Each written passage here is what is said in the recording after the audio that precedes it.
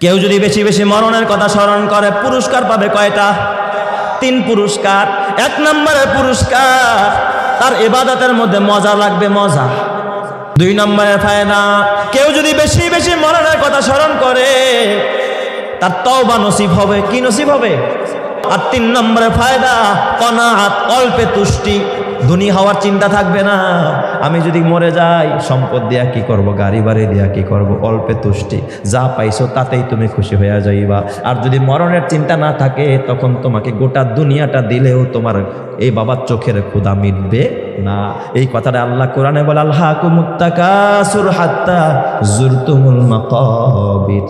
কয় দুনিয়ার লোক তোমাদেরকে পাগল বানায় ছাড়ছে, দুনিয়ার প্রাচুর্যতা তোমাদেরকে পাগল বানায় ছাড়ছে। কবরে যাওয়া পর্যন্ত, কবরে না যাওয়া পর্যন্ত চোখের ক্ষুধা মিটবে না। আমেরিকার প্রেসিডেন্টেরও কিন্তু ক্ষুধা মিটে নাই, কোনো দেশের প্রেসিডেন্টের ক্ষুধা মিটে নাই, সে আরও চায়।